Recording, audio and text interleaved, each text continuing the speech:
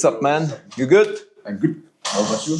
Well, it's okay, man. Look at this. Look at this shit. What happened to them? Fucking hell, man. So the shit is, we went for a run with a friend, and then I put the key on the roof of the car. We chit-chatted, and then I got into the car. And because it's like an electronic key, you can start the car, right? So I drove off. The key was on the fucking car for quite a long time, but then at some point I accelerated like a maniac, and then the key fell off, obviously. I didn't notice, obviously, because I didn't know the freaking key is on the car. I started getting this message, your key is not with you. What the fuck? Got suspicious, parked the car, and then, we went back, and I saw basically the thing I found. I literally found this thing. I saw that, I'm like, fuck.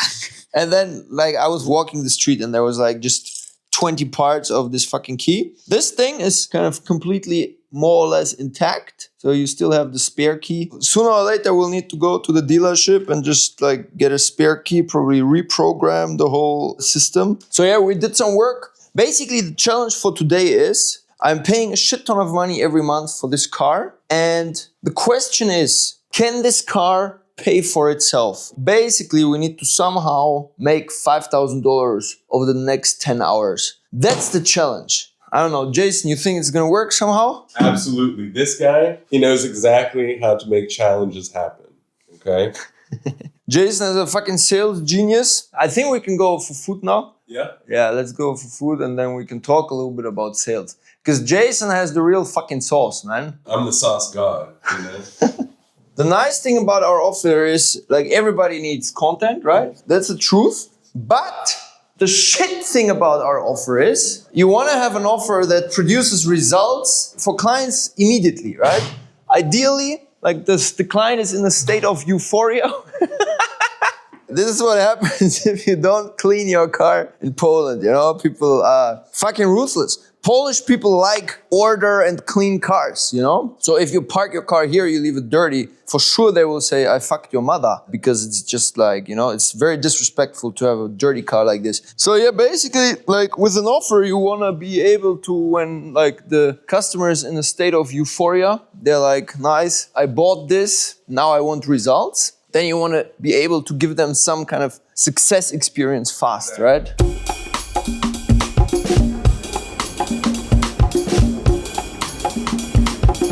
Jason, tell us about sales, man. Now, you've been in sales for how many decades? I've been in sales since the day I got out of the womb, Everything in life is about sales and congruence. If your messaging is not congruent to what you do, people will be confused. Sales only occur when people have clarity, right, on what they're getting and how the solution or the mechanism is going to work. And that's really the number one when it comes to sales. There's no Jedi mind trick that you can really do to get someone out of, having to talk to their wife, because it's usually just something around the fear of the solution actually working. It's not that they actually have to go talk to their wife. And if you can't handle that objection, then I don't think you can call yourself a salesperson. Sorry. And what is some common mistakes that you see, let's say in the world of high ticket sales, B2B?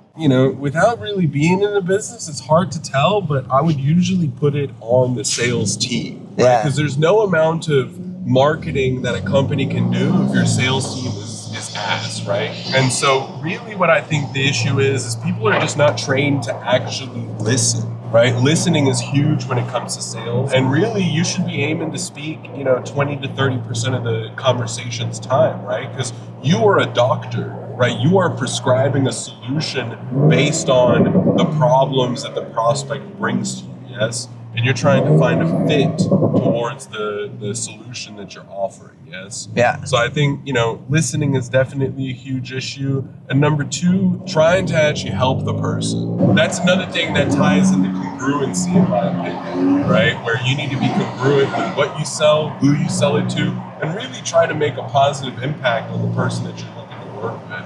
That's really number one and number two there. In terms of issues, active listening, overall trying to help the person. Right. So when you do cold calls, it's you don't have this mindset of, that it's a numbers game. No, like I think many people cold call, for example, and then they're like, yeah, I'm trying to sell this guy and I'm the one that's like trying to take a benefit here and I just need to talk a lot and convince this guy to buy my shit, right? And you are also sacrificing your own fucking time to talk with this other guy, right? Yeah. It's not just his time that's being wasted, it's also yours if it doesn't work. So you want to like ask questions, diagnose, and then your mindset should actually be, I want to help, right? I want to figure out what's the way that I can help, and if my offering doesn't fucking add any value, we'll not work together, right? You know, there's no point in signing an extra 10 clients if you can't actually deliver the solution to them and have them have that aha moment. And at the end of the day, we're not calling people that don't have the problem. We are taking the time out of our day, like you said, to reach out to them because we saw that they have a problem with this. So tell us what makes this bar mleczny so special. Like you said, it's literally the best in the whole world, right?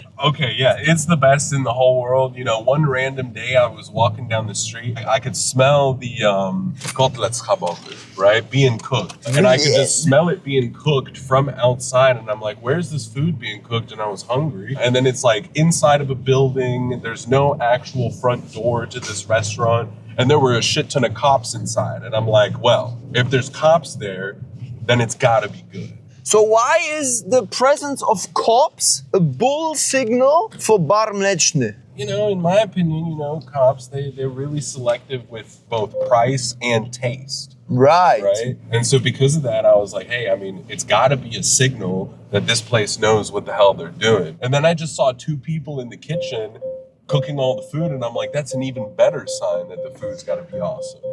It's also kind of a self-fulfilling prophecy because in Poland they have very strict rules about how pierogi should taste. They should taste amazing. So if there's cops going to bar mleczny and they make shit pierogi, they would be arrested immediately. The restaurant owner would go to jail. Like a system that feeds itself. And now we're going to feed ourselves.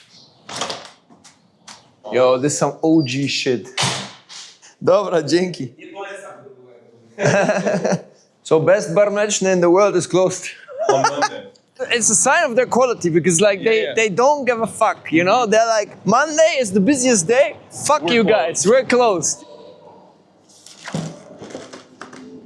Old school bar mleczny vibes. The concept of bar mleczny, the food is cheap as fuck and it tastes like your mom made it. That's basically the whole concept. I don't think they started with this goal in mind. They started with the goal to have it cheap as fuck. I guess bar mleczny because they were like giving out milk or something, right? No, it was like a cafeteria to come to. During Okay. the Soviet times, like poor people would come here basically to get food. So now it's poor people like us that also come here to get food. Yes. Fast, good, and it feels like your grandma made it.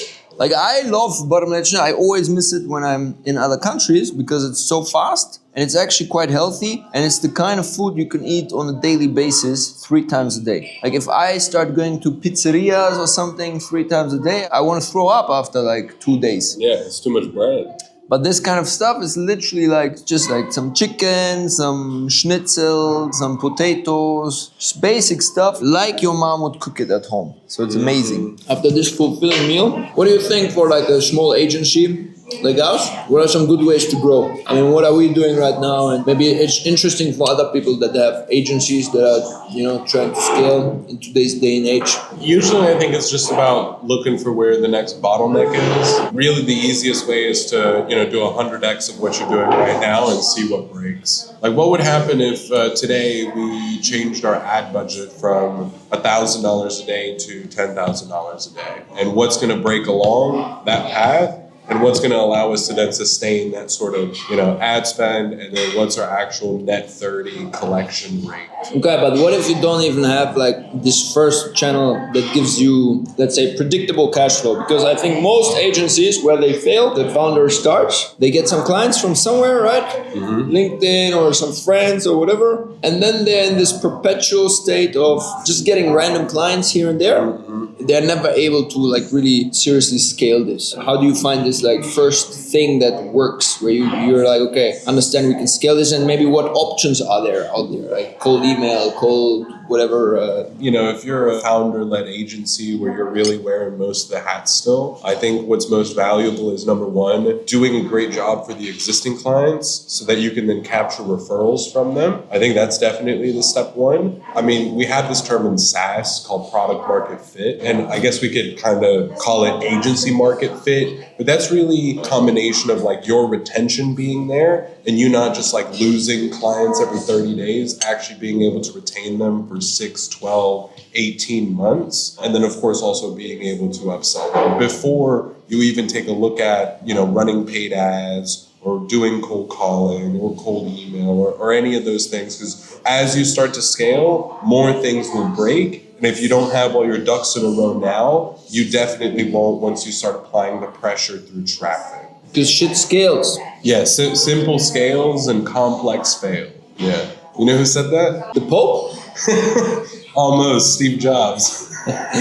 But we can get a deep fake of the Pope saying it. Yeah. So let's say you have all your ducks in a row now. Yeah? You're growing through referrals, but like through referrals, you're never going to It's not consistent, bam, like fucking 50x. So then what do you do next? If you want the fastest time to outcome, I would just invest $5,000 to $10,000 into a paid ads funnel and try to figure that out. And just be aware of the fact that you will never see this money again, right? That's kind of the intention. Because first you need to understand that there's an ad platform that can even serve your content to the right people so that they do take the action. If it's not something super technical, then I would go the paid ads route and see what happens. Of course, you need to apply the best practices and already have that like agency market fit to even go into doing something like that. But it's really just a case of testing it, until you find that channel that like, hey, I put in $1, I get out 3 on the front end, and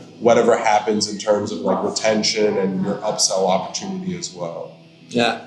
And then for us, what are we doing right now? We're fighting multiple battles. Yeah, I mean, I'm in the den with all the dragons trying to fight them off, okay? And so, like, we're running paid ads. We're sending thousands of cold emails a day. We're doing LinkedIn outreach. We're cold calling in 3 different markets. We've got our organic content as well across multiple channels. So right now, it's kind of like all irons in the fire, just trying to see which one of those is going to be highest leverage, most impact, yet still applies and really fits our unit economics. That's good. And we're training Kevin on sales as well. Yeah. What do you mean training? I've always been a fucking sales genius. Yeah, sales team 6. All right, man. Should we go? Should we bounce? Let's bounce. Let's bounce. So now, we're not at the best bottom line in the world, unfortunately, but we were at a pretty solid one. We had some useless conversations, which is very important. Now we go back to generate sales as fuck. That's right.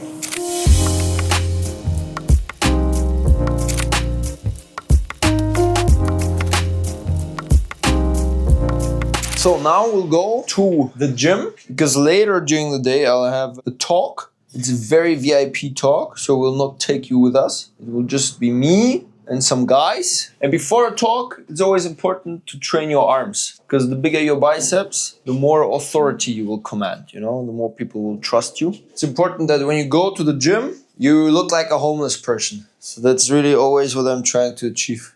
You think it works, Mateusz? Yeah, I think so. Nice. We're gonna do super hardcore bro split. First, one exercise for chest, and then just the arms. That's it.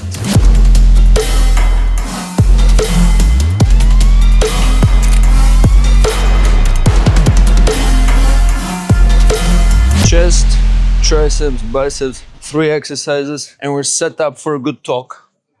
All right, so now we're getting ready. I'm gonna wear something that makes me not look like a homeless person and go to this event. It'll be 20 people or so. It's like a small circle. It would be extremely weird if I take the camera with me. So we're gonna go there. We need to say, for the record, we didn't make a single dollar with this Porsche. So the challenge completely failed, but that's fine. Tomorrow is another day and we have it monthly. So we can always try to make money with it. I doubt it's gonna be successful, but who knows. So for now, we're gonna end this vlog and I'll see you in the next one. See you.